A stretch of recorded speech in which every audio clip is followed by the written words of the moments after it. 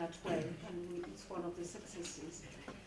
Our next speaker is Miss. Alors, peut-être en français, comme ça va changer un petit peu. Perhaps I'll switch to French to change things. Mrs. Coumbaly Diaw from Senegal. Well, she's based in Senegal at least. Works for the FAO. I'll let you put your headphones on. Mrs. Coumbaly Diaw. She's come specifically for this briefing from Dakar.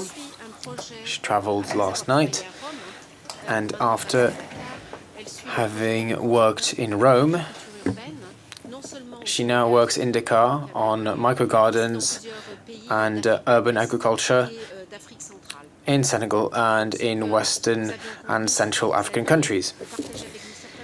What we'd said is that you would be telling us about the successes of this type of experiment. We typically talk about urban agriculture in terms of communities and less in terms of hydroponics and vertical agriculture, although that's also out there. But it's something that's fundamental in the region, to say the least. Thank you for having come, and you have the floor. Thank you, Isolina.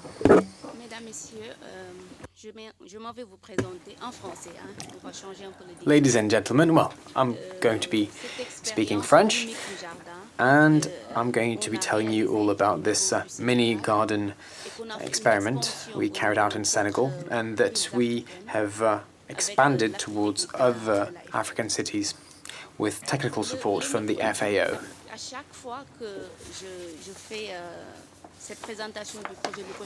Now, every time I present these micro-gardens, the first question that comes up is, what do we mean by that term?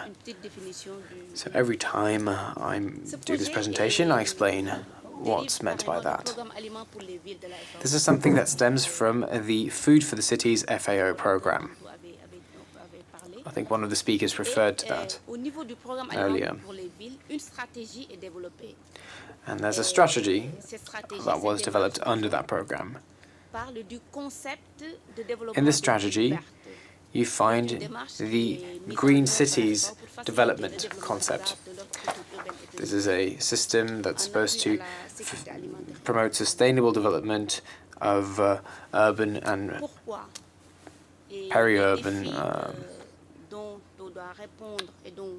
horticulture in order to support food and nutritional security. The challenges we face have to do with malnutrition and increased population growth in urban centers. We've noticed that African cities grow much faster than cities elsewhere in the world. This FAO Green Cities development meets at least 5 strategic objectives. Objective 1 is to secure access to land and water for irrigation,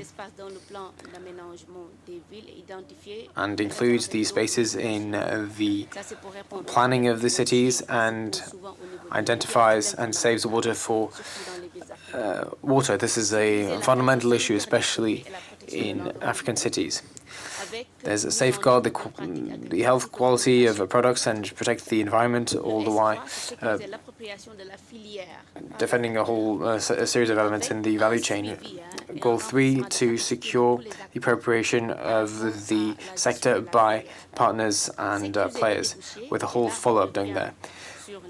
To secure opportunities, and this amounts to local markets, nutritional education at schools. And 5, we secure political commitment in an institutional context. There's a local authority program with this Green Cities program, and a coordination unit is set up at local level. Now, what's a micro-garden? It's something that's adapted to cities and to high-density neighborhoods with no space around dwellings. The main beneficiaries are foremost poor families who own no land in urban environments. The main players are women and children. And the objective is to make fresh produce available on a daily basis for these households so that they can have these available to eat and sell. The criteria, the requirements to set such a micro garden up is 1 to 10 square meters of spare space, at least 6 hours of sunlight a day, and a source of clean water. And the prototype you see on the picture is a table made of recycled wood that you make available to those households. Other recycled materials can be used, for example, buckets, flower pots, anything that can be used for a micro garden. And there's the soil that's used. You can see, actually what we use in Senegal is peanuts, the outside of peanuts. What you need is this to be hard and make sure you have something that can allow the plant to grow. So, like peanut shells, for instance. Now, on this picture, you've got a number of possibilities on the same table. So on a 1 square meter table, you can have 1 to 4 different types of fresh fruit and vegetables.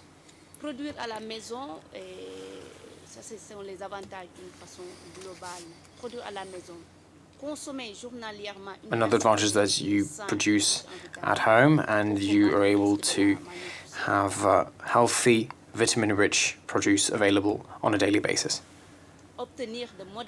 in order to combat the risks linked to malnutrition.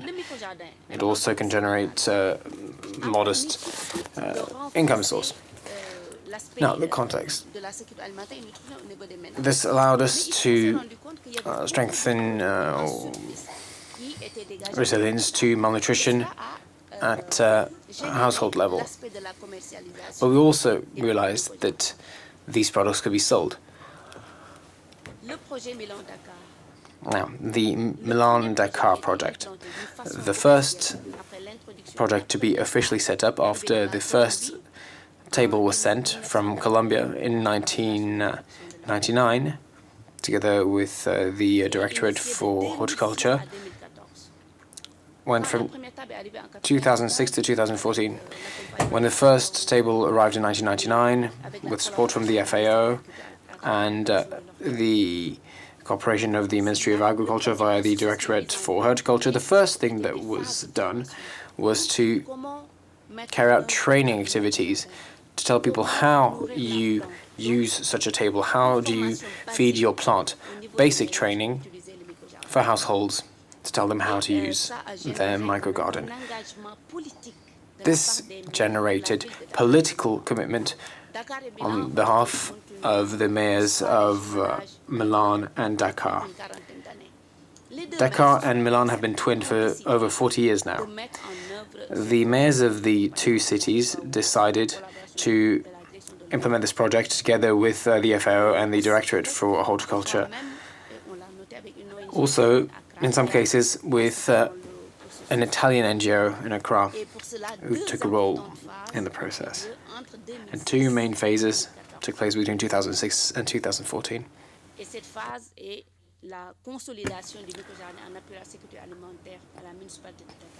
Consolidating the microgarden initiative at the Dakar municipality level, with expansion towards Burkina Faso, Niger, and Gambia. The city-to-city initiative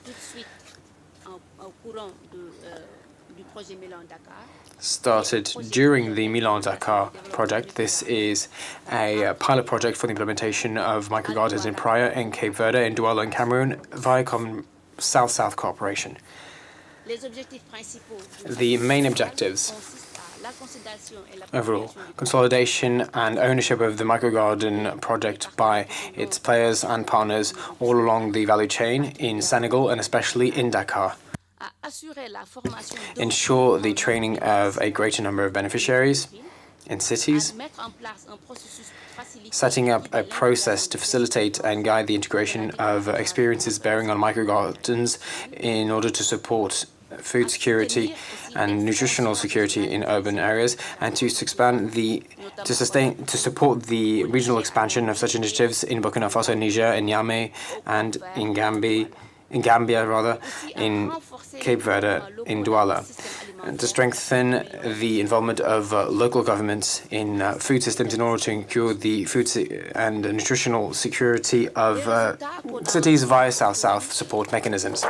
The results obtained now during these 3 phases. In Dakar, 24 trainers, professional trainers, were trained on microgarden techniques, on producing compost in order to get organic inputs for farming. They were also trained in organization. Between 2006 and 2016, 9,684 beneficiaries were trained. Over 8,000 growing tables were made available to the beneficiaries, or have been made available since the beginning, because after each phase, participants go home with at least one such table, a growing bed, if you will. 49 community production centers have been set up, 16 centers for training and demonstration have been created and are spread across the 19 municipalities in Dakar. The space has been made available for free by the Dakar Town Hall. Now, decentralization based on Objective 3, in order to make municipalities autonomous, allowed us to set up 49 community production centers. We also set up a group purchasing organization in Dakar. The beneficiaries of these training activities, well, 80% of them are women, and a significant amount of them, 50%, are below the age of 36. Originally, the people targeted were the most vulnerable parts of the population, persons with disabilities, inmates, and the elderly. But during the 3rd phase, many young people took part in the process and took part in the training. Now, the setting up of these microgardens came hand in hand with educational support in schools. We engaged with 27 schools. The first thing we do was first to train them on training. We set up a training corps, as it were, with some 20 teachers and a couple of students. We set up a couple of tables at the schools and let them manage their own microgarden themselves. So we integrated our group purchasing organization, and this was a very important moment towards the end of the 3rd phase in 2015. The selling process was so accelerated that we needed such a GPO, group purchasing organization, for the microgardens in order for inputs to be available, because it wasn't always easy to get these peanut shells that we use and the inputs we need to feed the plants. And this GPO was used to store inputs and peanut shells and wood as well. The wood to build these beds, the tables. Dakar held a forum on urban food policies linked with the Milan Pact on food policy. We seized this opportunity. 16 African cities were represented in Dakar together with Milan, and we seized this opportunity to inaugurate our group purchasing organization. Now, on a political level, this is something I was saying earlier, the political part of this is very important. And I think this was mentioned. The political involvement of local authorities is very important. If municipal authorities don't take part, then it's much more difficult to implement things. And Dakar really took ownership of the process, because this microgarden initiative, together with a management unit integrated as part of the socio-economic program of the town, and together with its 19 municipalities, Dakar, together with the management team, set up a team of 24 managers, 19 women and 5 men, and they are the trainers who went to other African cities to set up the microgarden program in those cities.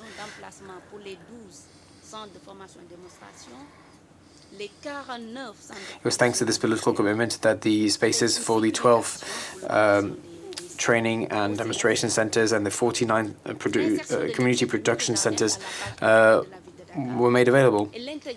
Same goes for places for access to water, etc. There was also a possibility for a web presence via this political commitment.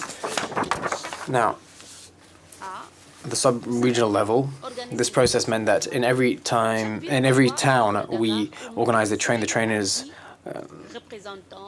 activity.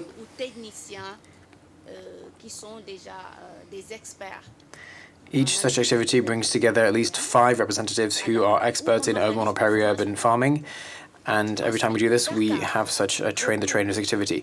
Then, with those technicians, Dakar goes back to each town to set up a demonstration and training center, and to set up a teaching unit, at least in one primary school in one of these cities. And these sites are made available by governments, especially local authorities. Now, the results obtained in other African countries. 242 people trained in Burkina Faso, 199 in Bangui, 199 in Banjul, 20 in Niamey. What emerges here is the ownership that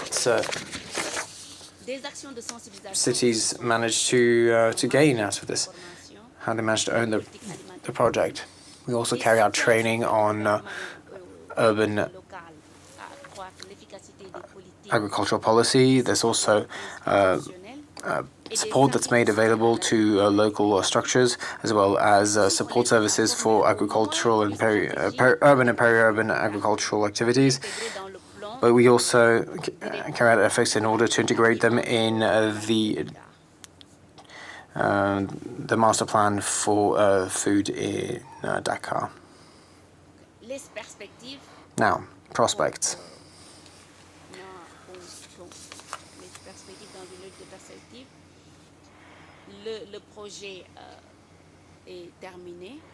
The project has now come to an end, but our prospects for the future are autonomous microgardens and expanding the system to other African cities. First of all, other cities in Senegal, or towns in Senegal, because there's very high demand, and here we establish a link between urban and rural environments. Rural environments that are becoming more and more urban. The closest city to Dakar is Kies, where there's very high demand, and Kies is becoming more and more urban. Other African towns are interested in support to develop microgardens in their towns, and even in Eastern Africa, Nairobi is one of them. They're making a request to the FAO. Nigeria is also making such a request. And our prospects would be to support city authorities, town authorities in their planning in order to set up lasting urban agricultural systems hand in hand with municipal authorities, and these have links with international declarations that can represent support for local authorities to develop peri-urban and urban agriculture. Now, the value of microgardens in a political context with regards to topical matters. This is something that's linked to current political relevant issues. Migration, for instance. Microgardens can help people who have stayed in the country to have a range of vegetables available, and it can give them an income. And it also halts the rural migration phenomenon. In Dakar, for example, or in Kies, we've actually stopped people moving away from Kies to Dakar. For populations hit by disasters, again, talking about Brazilians, or affected by socio-political conflict, microgardens can give these people access to local and diversified vegetables back. We're talking about something where you don't need to have transport or preservation.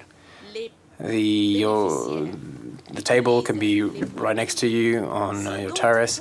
Beneficiaries will just use the products they need. So you do away with a certain amount of waste here. For nutrition, a great variety of minerals and vitamins made available or by these vegetables, and this can combat nutritional issues in some neighborhoods of Dakar, and the FAO is very much insists on this aspect. This picture now, this is this demonstration and training center that's set up at the center of Dakar with a safe perimeter where women can grow these products, and the surplus is sold and used for other occupations. Thank you very much.